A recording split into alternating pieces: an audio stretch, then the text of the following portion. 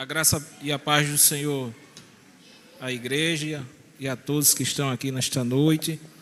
Amém? Amém. Motivo de grande alegria estar aqui reunido com todos vocês, com os amados irmãos, de Neemias capítulo 6. Amém? Todos encontraram? Amém.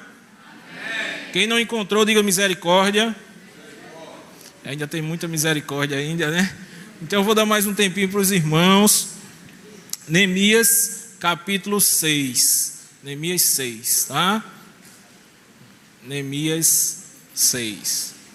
Antes dos salmos, volta um pouquinho, vai voltando.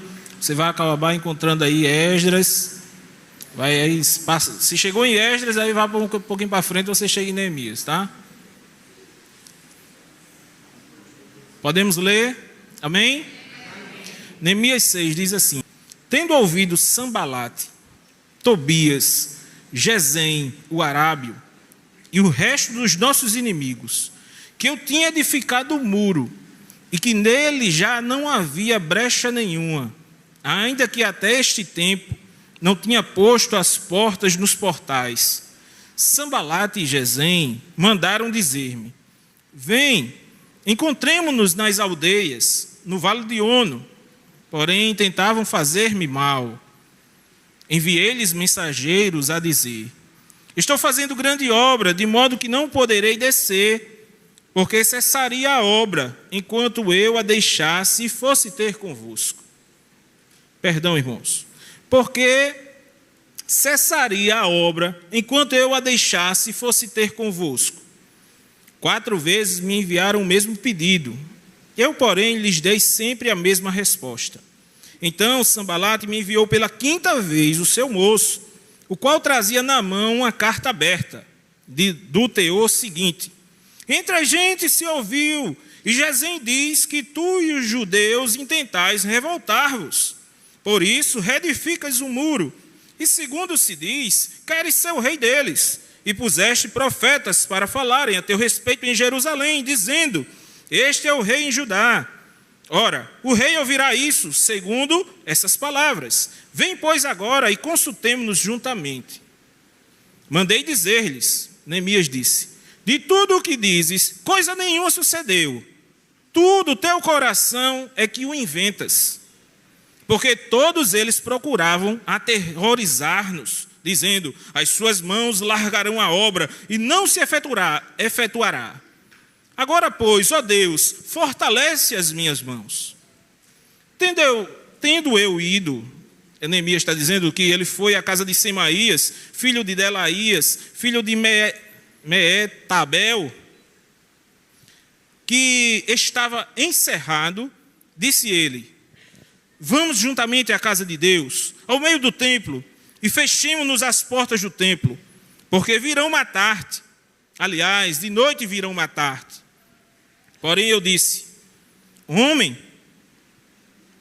como eu fugiria?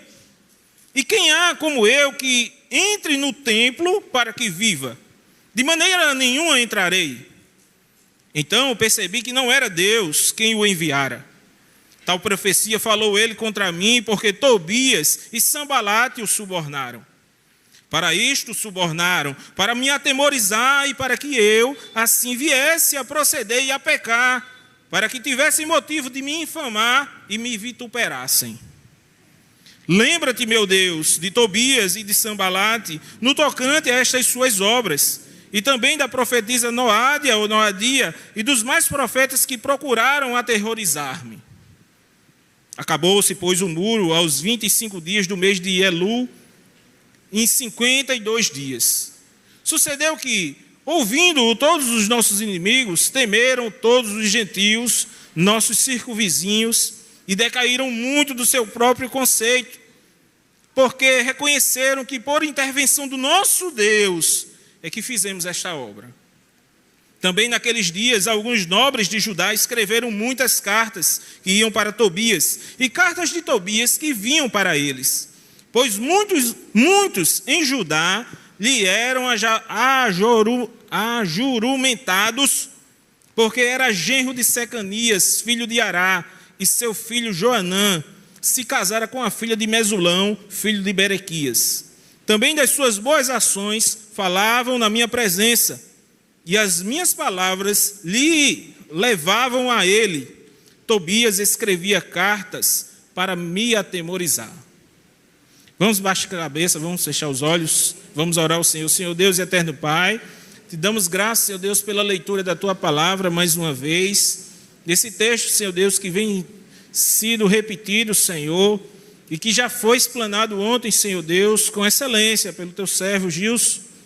Ó Deus, nós te pedimos nesta noite que o Senhor fale novamente, que o Senhor abençoe cada pessoa que veio aqui, Senhor Deus, à Tua casa. Que o Senhor me use, Senhor. Que o Senhor possa fazer grande coisa nesta noite aqui no nosso meio, para que possamos entender, Senhor Deus, o objetivo e o propósito do Teu servo, quando escreveu, que Tu inspiraste conforme o Teu Espírito Santo. Ó Deus, que possamos enxergar a Tua beleza, a Tua glória e contemplar, Senhor Deus, as maravilhas da Tua lei. Nos ensina, Pai Santo, em nome do Senhor Jesus. Amém, irmãos. Irmãos, como esse texto é um texto histórico, os irmãos vão me permitir um pouco usar a história, tá certo? Estratégias. Estratégia é uma coisa muito importante. Em tudo que a gente vai fazer na vida, é necessário a gente pensar. É necessário a gente raciocinar qual é a melhor forma de nós alcançarmos o nosso objetivo. Na Segunda Guerra Mundial, quando Hitler decide invadir a Polônia, e os países, eles decidem fazer uma colisão contra aquela invasão nazista nos países europeus, muitas estratégias foram lançadas. Estratégias de guerras que até então não se tinha conhecimento.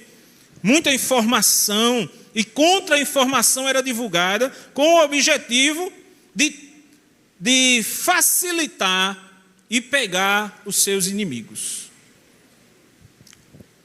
Aqui na história de Neemias, guardem isso por gentileza, tá? Aqui na história de Neemias, até chegar nesse ponto, Deus tinha constituído o rei Davi, na terra de Israel.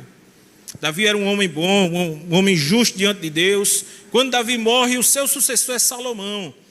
Quando Salomão sobe ao poder, Salomão peca contra o Senhor, e por causa do pecado de Salomão, Deus tinha dito para Salomão que o reino seria dividido em dois: o reino de Judá ao sul e ao norte o reino de Israel. Certo, irmãos? E isso aconteceu com seu filho Roboão. Roboão tinha recebido essa coisa que o reino dele seria dividido. Ele não atentou e pediu a Deus clemência, e isso se concretiza, essa profecia, ela se realiza, e o reino de fato é dividido: 10 tribos ao norte, 2 tribos ao sul, o povo de Judá, que é o que Neemias aqui está falando, e o povo de Israel, no qual aqui Tobias fazia parte. Mas nessa época aqui, ainda não tinha chegado nesse momento. No ano 722, o rei da Síria invade as terras do norte, a terra de Israel, e leva todos cativos. O povo de Israel foi levado cativo. Eles foram arrancados da sua terra, a sua terra foi invadida, foi destruída, e eles foram levados cativos para a Síria. No ano 500 me foge a memória aqui, alguma coisa, o rei da Babilônia, que era o maior rei da época, ele termina essa invasão entrando em Judá. Na terra de Judá, onde o povo de Deus se reunia, onde existia um templo, onde existia uma muralha, que Neemias vai vir reedificar aqui. E Nabucodonosor, quando vem, ele destrói tudo. Ele destrói o templo, destrói a muralha, ele leva o povo de Deus cativo para a Babilônia. E eles ficam lá cativos na Babilônia durante 70 anos, até que a primeira leva de judeus eles começassem a retornar. E 3 levas de judeus eles voltam. O primeiro foi com Zorobabel. Ele recebe a autorização do rei persa, que tinha conquistado o reino babilônico, para voltar para as terras de Judá, para reconstruir o templo. Zorobabel começa a reconstruir o templo. Depois Esdras consegue também permissão para voltar para Jerusalém, para que começasse a organizar o culto do Senhor no templo. E alcançando favor diante de Artaxerxes, o rei Artaxerxes, que era o rei persa, ele faz com que o povo retorne. E aqui Neemias, irmãos, se vocês abrirem aí no capítulo 1 do livro, no ano 538 mais ou menos, Neemias, ele faz uma pergunta interessante. Em Neemias capítulo 1, versículo...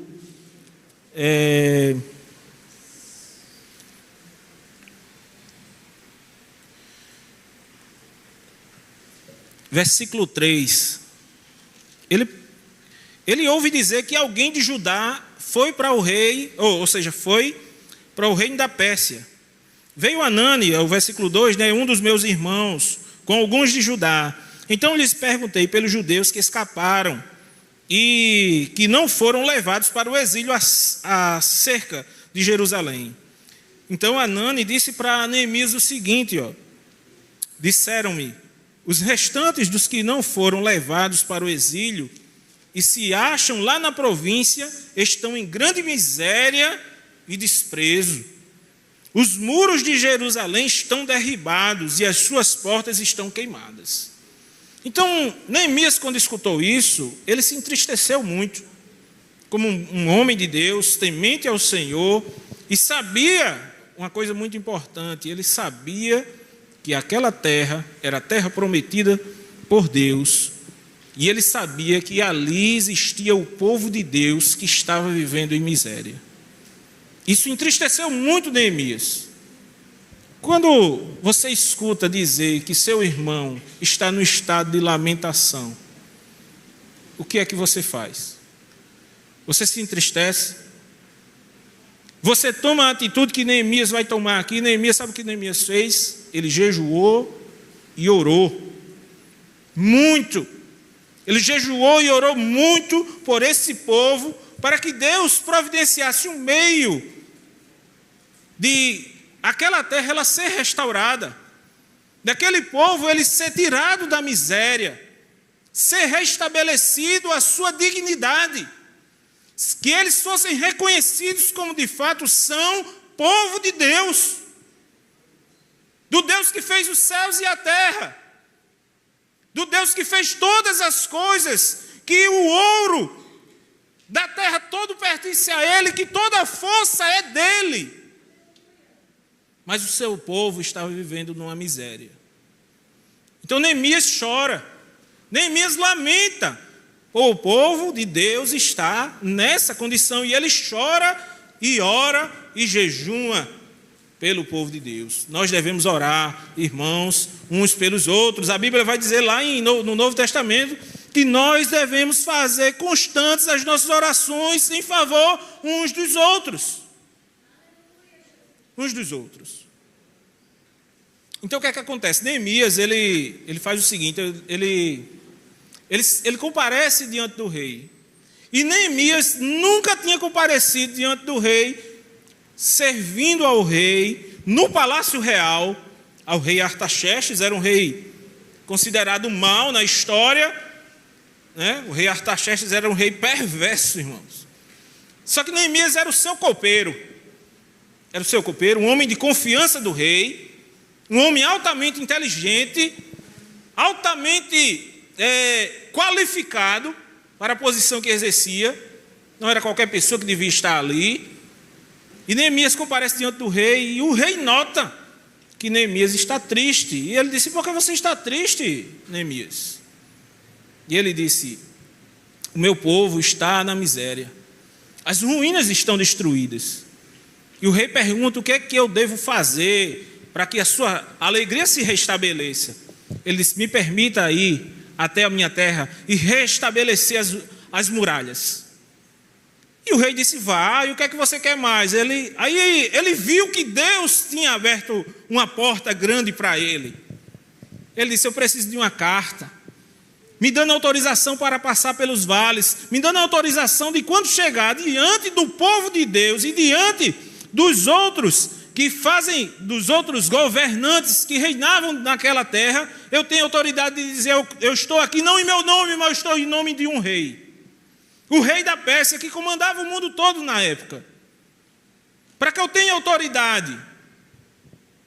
E eu também preciso de material, eu não posso chegar lá de mãos vazias, porque o povo está na miséria. O povo já está na falência, e isso acontece. Deus dá o favor, e Neemias ele consegue esse favor do rei, e o rei dá a carta, dá os benefícios, e diz, olha, o que você precisar, você vai ter. E Neemias vai nessa confiança, porque Deus sabia que estava com ele, então ele tem uma missão. Só que assim que ele chega na terra, irmãos, assim que ele chega na terra, que ele intenta, que ele reúne os principais do povo de Israel, e ele chega assim e diz, olha, vem cá, vamos ver bem, ó, eu andei por essa terra, eu vi que os muros estão destruídos, e isso causa, nós somos causa de desprezo para as nações ao redor. Nós temos que restabelecer, nós temos que fazer com que o povo volte de novo a dignidade, volte de novo a confiança, que as pessoas produzam e não tenham medo de serem roubados, que as pessoas elas entendam de fato que Deus está aqui, porque Deus já reconstruiu o templo por meio de Zorobabel e por meio de Esdras. Então Neemias é um motivador, é uma pessoa altamente para frente. Você é uma pessoa para frente ou uma pessoa para trás, porque o povo que estava lá era tudo para trás. Eles olhavam só para a miséria que estava, era um explorando o outro. No capítulo 4 a gente vai ver que os próprios irmãos estavam fazendo de tudo para sugar o que o irmão tinha. Neemias, como toma ciência disso, que ele vê que tinha se alastrado de tal forma a usura no meio daquele povo, ele disse, epa, está errado. Está errado, eu vim como governante diante de vocês, eu estou aqui com a autorização do rei, eu podia me beneficiar mais do que todos vocês, mas eu, nem aqueles que estão junto comigo, não pegou aquilo que era necessário. Eu estou aqui no sofrimento, eu deixei um palácio real, eu vim para cá para ajudar vocês dessa fortaleza, e como é que vocês agora estão explorando os seus próprios irmãos? Então, quando ele fala, ele diz assim, olha, cada um restitua a 100ª parte de todos e não fique com nada. Pelo contrário, faça com que todos cresçam a uma, porque somos um só. O povo de Deus é um só existe um povo de Deus. Só existe um povo de Deus. E aqui, irmãos, a gente vai ver quais foram as estratégias nesse capítulo 6 que foram utilizadas nessa guerra que Neemias estava empreendendo contra os seus inimigos e contra os inimigos do povo de Deus. Contra o inimigo do povo de Deus, e quais foram as estratégias também que Neemias utilizou para sair vencedor. E também, irmãos, tentarmos conectar isso com a pessoa de Jesus Cristo. Então, qual foi a primeira estratégia que o inimigo usa? O que o inimigo quer fazer com você? Ele quer lhe levar à morte. O inimigo, o seu inimigo, ele quer lhe levar à morte. Você sabia disso? Os nossos inimigos, eles querem ver a nossa morte. No versículo 1 e versículo 2 do capítulo 6, tendo ouvido Sambalate, Tobias, Gesem, o Arábio e o resto dos nossos inimigos, que eu tinha edificado um muro e que nele já não havia brecha nenhuma, ainda que até este tempo não tinha posto as portas nos portais, Sambalate e Gesem mandaram dizer-me, vem, encontremo-nos nas aldeias no vale de Ono, porém, intentavam fazer-me o mal. Esse mal aqui, irmãos, eles queriam era matar Neemias. Eles sabiam que até aquele momento o povo de Deus não tinha inventado de reconstruir uma muralha. E desde que Neemias tinha chegado, essa muralha já estava mais da metade completada. Nesse ponto aqui, ela já estava mais da metade completada. Eu dei uma pesquisada, eu não tenho tanta certeza que era dessa forma, mas dizem que a muralha era 3 metros de largura, por quase 6 metros de altura. Eu fui tentar fazer os cálculos de quantas pedras dava mais de 1 milhão de pedras, que eram carregadas pelas pessoas. Então, irmãos, era uma grande obra de fato, porque era mais de de 1,5 quilômetro de extensão. Era a cidade de Jerusalém que eles estavam cercando. A gente, quando lê o texto, a gente não tem uma dimensão de como era grande essa obra, de como ia ser imponente isso que Neemias estava tentando fazer. Então, o inimigo, ele, de toda forma, ele tentou matar, e agora aqui ele chega de uma forma sorrateira. Ele diz: venha, vamos nos encontrar. Vamos se encontrar de alguma forma, para que quando a gente converse aqui, a gente chegue num acordo. Mas saiba de uma coisa, irmãos, não existe acordo entre o santo e o profano. Não existe comunhão entre aqueles que são de Deus e aqueles que são de Satanás. O inimigo das nossas almas, ele intenta o mal sempre contra nós. O diabo, ele não está satisfeito quando você se levanta para vir para a casa de Deus. O diabo não está satisfeito quando você começa a fazer a obra de Deus. E ele vai procurar de toda forma destruir a sua vida. Saiba de uma coisa, que aqueles que fazem a obra de Deus, eles estão se colocando na mira do diabo, na mira do inimigo. E o que foi que Neemias fez para sair dessa arapuca que estava sendo tramada contra ele? Porque ele não sabia que era isso. Neemias escreve o livro como se fosse um diário. Então ele escreve depois do acontecimento. Depois que já tinha acontecido, ele escreve, ele diz: porém tentavam fazer-me mal. Ele não sabia que eles queriam fazer mal. O propósito que ele fica é porque ele tem ciência da missão que Deus tinha lhe dado. Você tem ciência da missão que Deus lhe deu? Qual o propósito que você vê ao mundo? Qual o objetivo da sua vida? O que é que você quer fazer para Deus? O que é que você quer fazer da sua vida? A sua vida hoje, do jeito que você vive, é uma vida que, como eu assisti um filme uma vez, ele dizia assim uma frase bem interessante. Ele dizia assim: os nossos atos ecoam na eternidade. As nossas ações, as nossas atitudes. Isso era um filme de guerra, né? E ali era um general que estava falando para os seus soldados, tentando motivá-los para dizer: olha, a gente vai para essa guerra, e da forma como a gente vai enfrentar essa batalha, vai se perpetuar para as nossas gerações. Mas nós não temos, irmãos, uma visão dessa forma.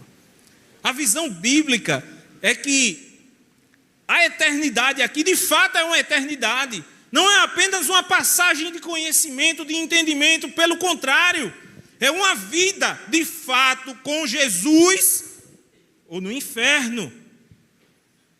Só existem dois caminhos. Só existem dois caminhos.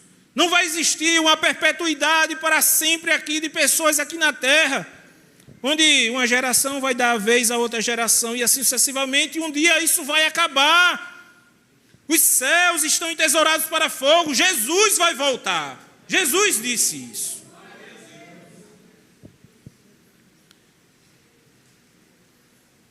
Ele tinha ciência da missão de Deus. Você tem ciência da sua missão? Você tem ciência do seu propósito como ser humano? Você tem ciência? Se questione a respeito disso. Você é criança, você é jovem. Vocês têm ciência do propósito da sua vida? Qual o objetivo que eu devo viver? Mas veja que o inimigo, irmãos, ele também tem outra. Quando ele vê que ele não está conseguindo de um jeito, ele vai tentar de outra forma. E assim sucessivamente. E o que é que ele faz? Ele tenta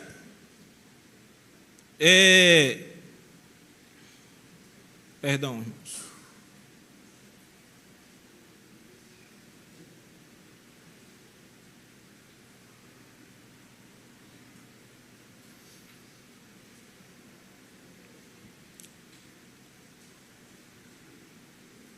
o inimigo vai tentar descredibilizar você diante das pessoas.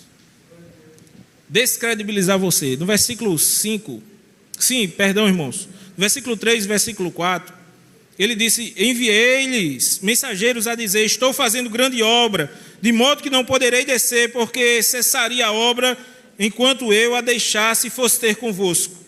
4 vezes me enviaram o mesmo pedido, eu, porém, lhes dei sempre a mesma resposta. Ele tinha convicção da missão que ele tinha recebido de Deus. Eu recebi a missão, eu tenho que continuar, eu tenho que persistir, eu tenho que perseverar, eu não posso abandonar. Eu não posso abandonar, eu tenho que continuar nisso aqui. Por isso que eu não fui ter com vocês. Porque existe uma missão muito maior, uma missão muito mais sublime. E o que é que o inimigo faz? Ele tenta descredibilizar o servo do Senhor. Como é que ele tentou descredibilizar? No versículo 5 ele disse: então Sambalate me enviou pela 5ª vez o seu moço.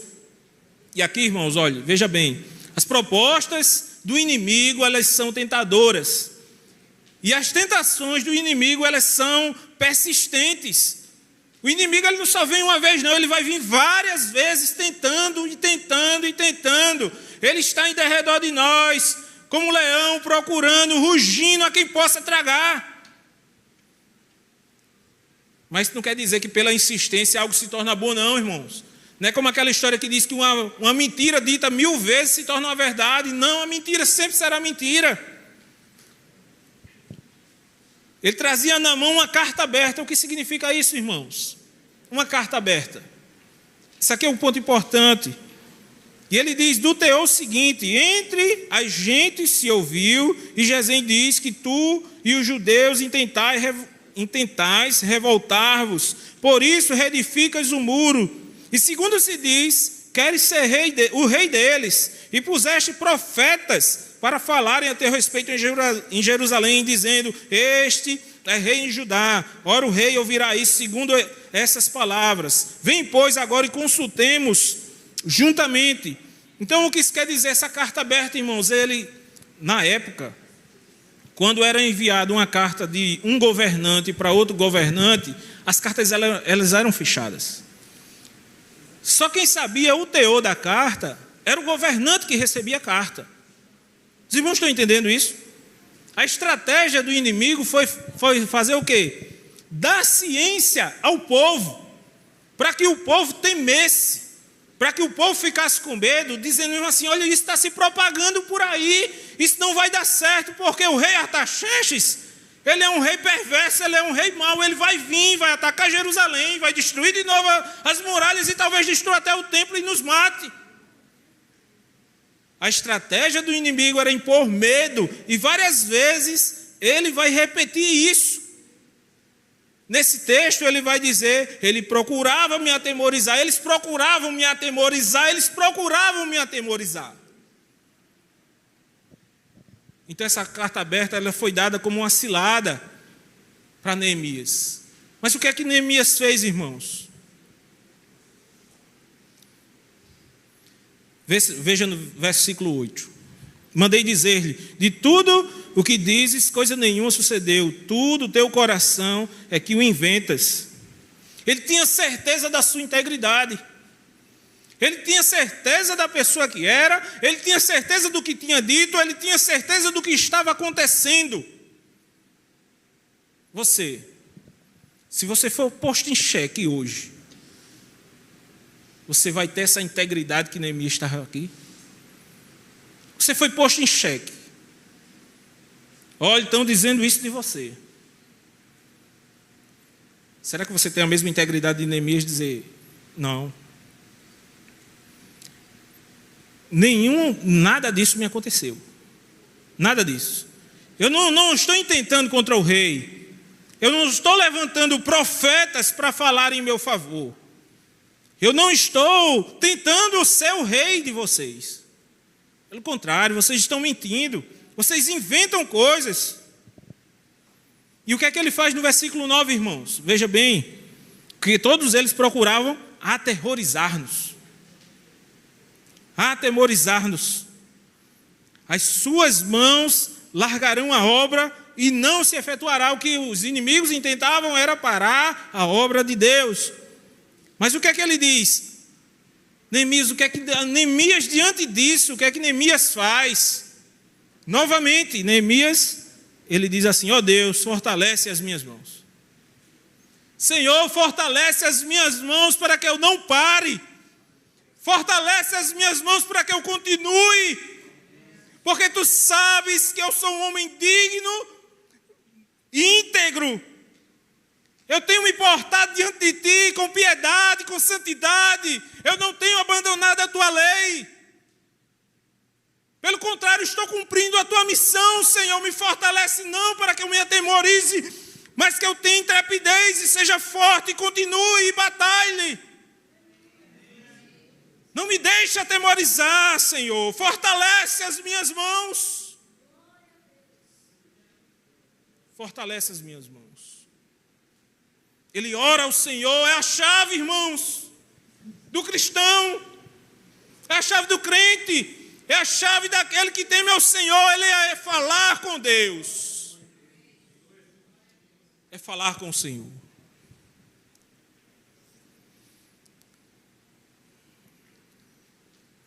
Ele vê no Senhor a sua fortaleza. Ele vê no Senhor a sua fortaleza.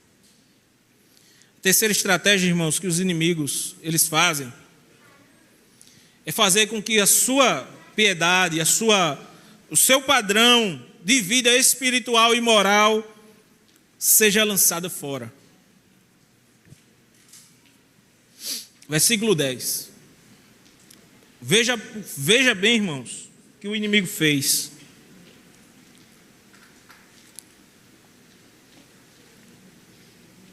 Tendo eu ido à casa de Semaías, filho de Delaías, filho de Tabel, que estava encerrado, disse ele: vamos juntamente à casa de Deus, no meio do templo, e fechemos as portas do templo, porque virão matar-te. Aliás, de noite virão matar-te. Ele queria acabar com a piedade do homem de Deus. O que é que Semaías está propondo aqui para Neemias? Há uma divergência aqui interpretativa dentro desse texto, porque alguém diz que Semaías ele tinha uma certa permissão de entrar no templo, talvez ele fosse levita e tivesse essa autorização. Pelo texto a gente entende claramente que ele era um profeta. No versículo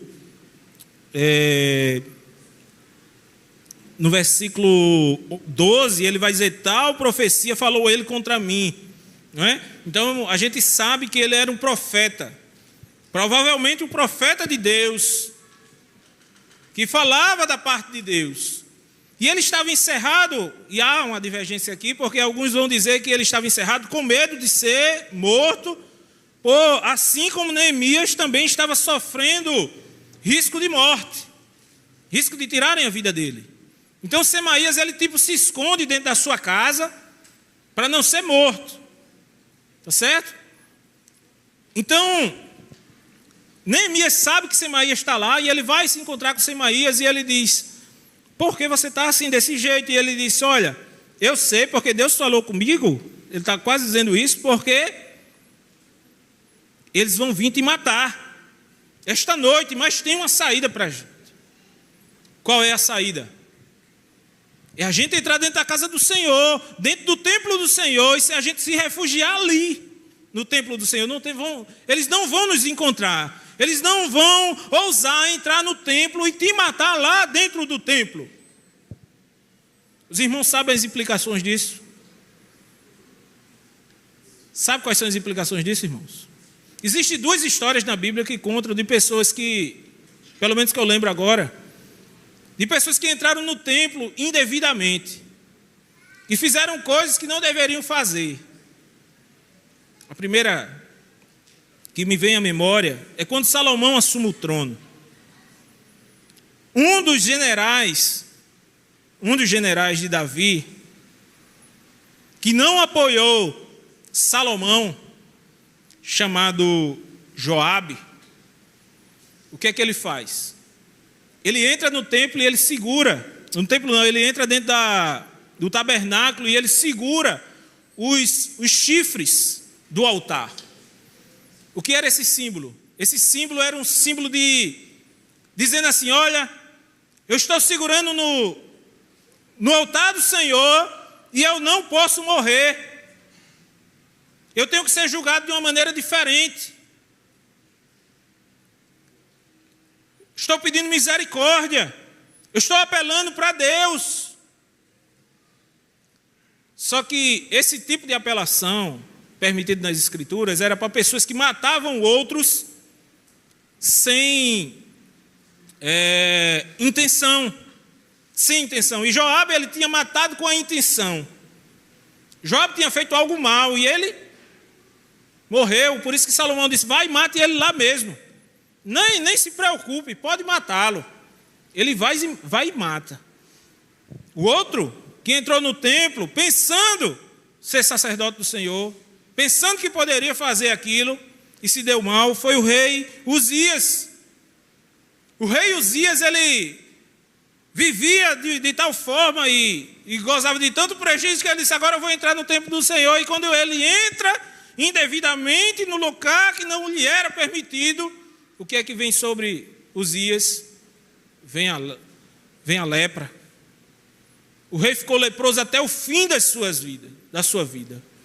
Então aqui, irmãos, Neemias com certeza ele tinha conhecimento da lei do Senhor. Neemias, porque era um homem piedoso, que vivia diante de Deus, ele tinha conhecimento desses fatos históricos, que ele disse: olha, não é bom eu tocar na arca do Senhor, não é bom eu fazer isso. Então quando ele escuta essa proposta maldosa de um profeta que é da parte de Deus, que deveria falar da parte de Deus, a coisa dita por Deus, ele percebe que isso não bate, irmãos, com o que Deus tinha falado. Porque Deus, ele não se contradiz. Deus, ele não entra em contradição. Se Deus falou uma coisa na sua palavra, ele não vai entrar em contradição, dizendo: olha meu servo, eu estou dizendo agora que tu tem que fazer desse jeito. Só que a Bíblia está dizendo que você não pode fazer isso, porque se você fizer, você vai estar pecando contra Deus. Neemias disse: eu não vou cair nessa não, rapaz. Eu não vou cair nessa não. Você quer me arruinar? Se eu entro dentro do templo, o que é que ia acontecer com Neemias? Toda a graça de Deus que estava agindo, o Espírito Santo que estava agindo na vida de Neemias ia se entristecer.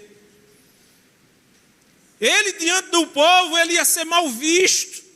Toda a popularidade dele ia ir de água abaixo, porque ia dizer: olha, Neemias, ele fez algo que não lhe era lícito, ele pecou contra o Senhor. O inimigo, ele quer acabar com a sua piedade. Ele quer fazer com que você peque. Ele quer transformar os mandamentos de Deus em coisas que você pode transgredir. E você tem que estar firme, você tem que se colocar diante do Senhor e dizer: Senhor, isso não deve acontecer comigo. Lâmpada para os meus pés é a tua palavra e luz para os meus caminhos. A tua lei, Senhor, é todo o meu prazer. Nela medito de dia e de noite para não pecar contra ti. Afasta de mim, Senhor Deus, os meus pecados. Pelo contrário, que eu seja, Senhor Deus, um homem santo, zeloso das boas obras, que faz aquilo que o Senhor pede na sua palavra. Então, qual foi a estratégia? A estratégia do homem de Deus, no versículo 11, ele disse: como eu fugiria? Olhe para mim. Olhe para mim, porque eu devo fugir. Eu estou na batalha. Eu estou com Deus. Se o inimigo quiser vir me matar, que venha. Venha me matar, porque o Senhor está comigo, eu não vou fugir. A estratégia do servo do Senhor é a certeza de que ele está procedendo da forma correta e tem que proceder da forma correta. E quem há como eu que entre no templo para que viva? Não, isso não me é permitido fazer, eu não vou fazer isso. A estratégia do servo de Deus, irmãos, de maneira nenhuma entrarei. Então percebi que não era Deus quem o enviara. Ele aguçou a sua percepção espiritual. Ele disse mesmo assim: olha, a palavra de Deus fala comigo que eu não posso fazer isso. Tal profecia falou ele contra mim, porque Tobias e Sanbalat o subornaram. Veja aqui, irmãos, que Semaías aqui se assemelha aos falsos profetas. O falso profeta Balaão, que ganhou dinheiro para profetizar, isso foi uma maldição na vida dele. É um símbolo de todos os falsos profetas.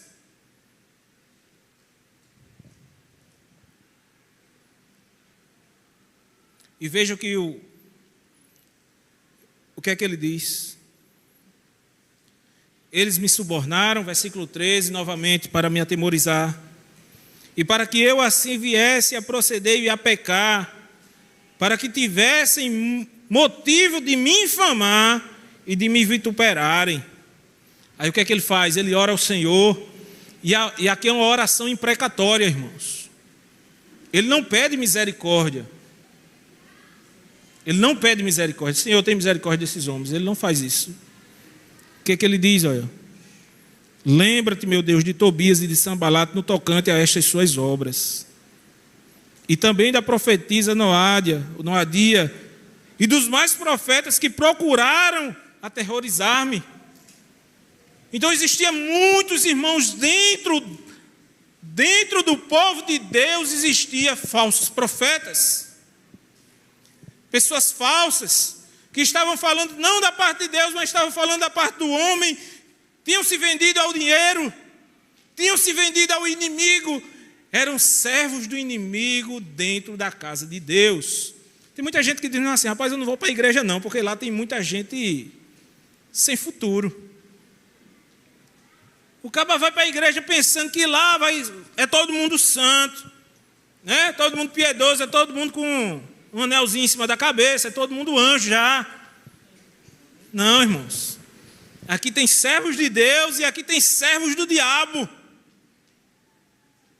Sempre foi assim. Sempre foi assim. E isso vai ser até o final. Quando o Senhor vir e Ele separar para a direita os verdadeiros e para a esquerda os falsos. E os da direita Ele vai dizer assim, ó: entre na posse do rei que vos está preparado desde a fundação do mundo. E Ele vai dizer para os falsos: apartai-vos de mim, vós que praticais a iniquidade.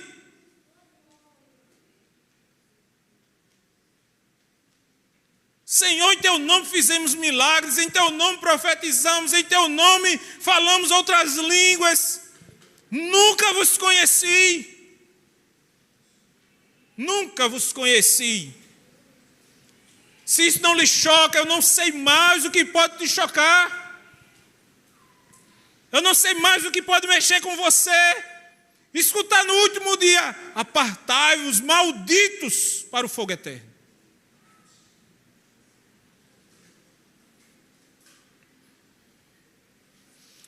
O inimigo, ele quer fazer com que você seja levado a um engano por pessoas infiéis, comprometidas com o inimigo, que estão perto de nós. Veja o versículo 17 ao 19, ele vai dizer: também naqueles dias, alguns nobres de Judá escreveram muitas cartas, que iam para Tobias, e cartas de Tobias que vinham para eles, pois muitos em Judá lhe eram ajuramentados, perdão, irmãos, essa palavra, dificuldade, né? Acho que eu já errei bem umas 3 vezes, né? Ajuramentados, porque era genro de Secanias, filho de Ará, e seu filho Joanã se casara com a filha de Mesulão, filho de Berequias. Também das suas boas ações falavam na minha presença, e as minhas palavras lhe levavam a ele. Tobias escrevia cartas para me atemorizar. Aqui é a fofoca, irmãos. É aquele tipo de pessoa que está perto de você, você confia nele, mas ele está fazendo mal contra você. Ele está levando as suas estratégias, aquilo que você está tentando fazer de bem pelo reino de Deus, pelas pessoas, e ele está distorcendo. Ele está dando conhecimento ao inimigo. É um agente secreto de Satanás.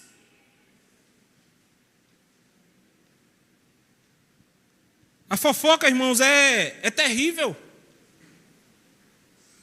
Diz que Roosevelt disse mesmo assim, olha, eu temo mais a fofoca do que mísseis. A fofoca você não sabe, você não tem controle. Uma pessoa inventa uma história sua, isso desmantela uma vida, desmantela uma família. A mentira, ela procede do diabo. Ele é mentiroso desde o princípio, jamais firmou na verdade e dele não há verdade. Quando ele fala uma mentira, ele fala do que lhe é próprio, porque ele é um mentiroso e o pai da mentira, e todos aqueles que proferem mentira são filhos de Satanás. A verdade vem de Deus. Mas qual foi a estratégia do servo de Deus para combater esses intrusos? Aquelas pessoas que se faziam de amigos dele, que estavam perto dele, que estavam servindo junto com ele, mas na verdade eram amigos do inimigo.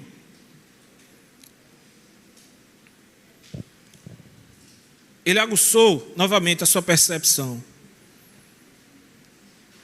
Ele aguçou a sua percepção, ele percebeu. Ele percebeu as tramas. Ele percebeu. E a estratégia do servo de Deus também, irmãos, era a certeza da missão, do sucesso da missão.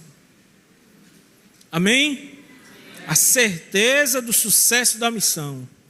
E a certeza que os seus inimigos iam ser envergonhados. O versículo 15 e o versículo 16.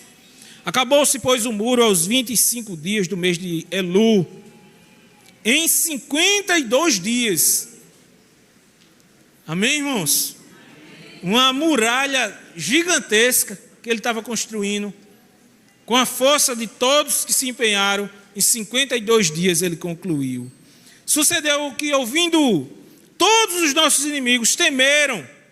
Agora quem sentiram medo foi quem? Foram os inimigos. Amém? Todos os gentios, nossos circunvizinhos, se decaíram muito no seu próprio conceito. E tem mais, olha, reconheceram que por intervenção do nosso Deus é que fizemos esta obra. Amém, irmãos? O sucesso da missão nos faz perseverar. O sucesso da missão é que faz com que nós estejamos sempre firmes, de pé, não permitindo o Coliseu, os leões, tudo contra a igreja do Senhor, mas ela permanece de pé, porque as portas do inferno não prevalecerão contra ela. Irmãos, é muito maravilhoso estarmos do lado do nosso general, onde ele já sabe o final da história, onde ele já sabe, e ele disse, todos os meus inimigos e os seus inimigos já estão derrotados, eles foram aniquilados, não há quem se levante contra o nosso Deus que prevaleça, todos estão derrotados, o Senhor esmagou a cabeça da serpente, o Senhor Jesus Cristo é vitorioso, o Senhor Jesus Cristo, ele voltará para buscar o seu povo.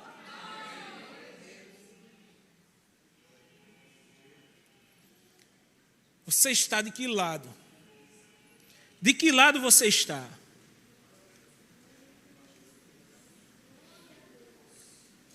Do lado daquelas pessoas que servem a Satanás? Ou do lado de Jesus? Do lado da vitória? Veja bem, irmãos, como é que esse texto ele se conecta com Cristo. Esse texto se conecta com Cristo, irmãos, pela pessoa própria de Neemias. Neemias, ele deixou um palácio real.